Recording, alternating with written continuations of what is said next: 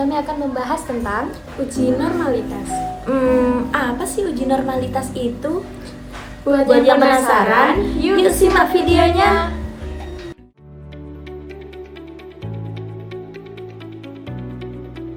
Teman-teman ada yang tahu nggak nih, apa sih itu uji normalitas?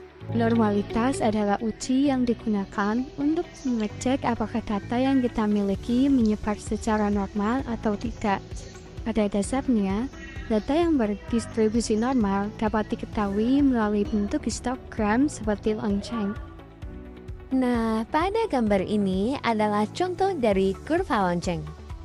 Maksud dari kurva lonceng adalah jika data menyerupai kurva lonceng, maka artinya data normal atau data tidak terlalu miring ke kanan atau ke kiri.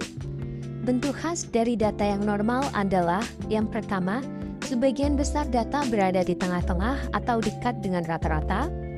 Yang kedua, semakin jauh dari tengah-tengah atau jumlah datanya semakin sedikit. Yang ketiga, bentuknya simetris atau kiri dan kanannya sama. Jenis-jenis uji normalitas. Yang pertama ada uji normalitas Kolmogorov-Smirnov. Uji ini digunakan agar kita dapat mengetahui sebaran data acak dan spesifik di suatu populasi. Uji data dengan jenis Kolmogorov-Smirnov ini cocok buat ukuran data lebih dari 50 sampel. Kedua ada uji normalitas Shapiro-Wilk. Uji ini dilakukan biar kita tahu terkait sebaran data acak di suatu sampel yang kecil. Uji ini buat data yang punya sampel kurang dari 50. Jika data terpenuhi, maka tindakan yang dilakukan adalah lanjut ke uji parametrik. Jenis analisis yang digunakan adalah t-test, ANOVA, dan uji regresi linear. Namun, ketika tidak terpenuhi, maka tindakan yang dilakukan adalah gunakan transformasi atau uji non-parametrik.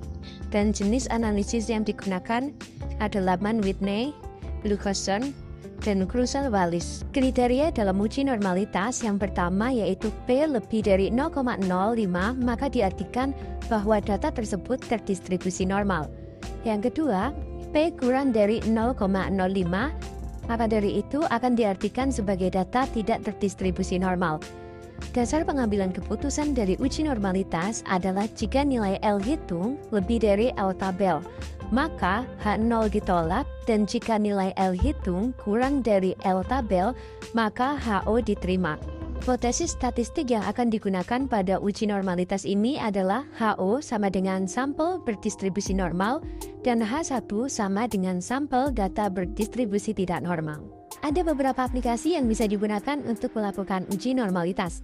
Di antaranya yang pertama yaitu Excel. Kalian bisa menggunakan Excel untuk menyimpan data mentahan kalian, di mana ketika kalian sudah mendapatkan subjek dan sudah mendapatkan data dari subjek, maka kalian bisa menaruh data tersebut di Excel. Selanjutnya, untuk melakukan olah data uji normalitas, maka kalian bisa menggunakan SPSS atau CASP. Nah, selanjutnya kami akan mencoba untuk mengolah data di SPSS. Jangan lupa simak langkah-langkahnya dengan baik ya teman-teman. Tahap pertama untuk uji normalitas adalah input data ke SPSS, dimulai dengan mengatur variabel view. Selanjutnya, input nama, lalu pada bagian tipe, pilih yang string, dan pilih measure nominal.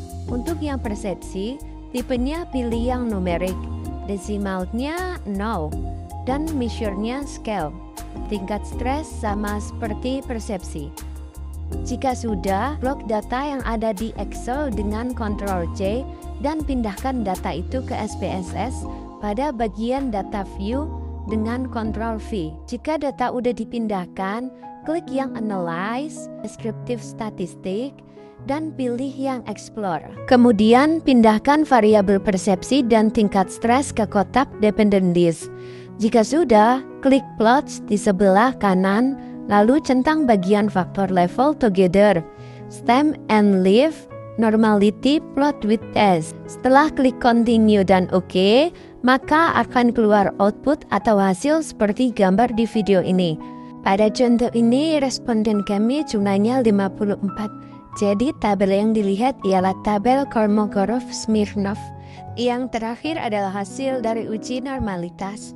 Pada kolom Kolmogorov-Smirnov diperoleh nilai signifikansi sebesar 0,200 untuk masing-masing variabel.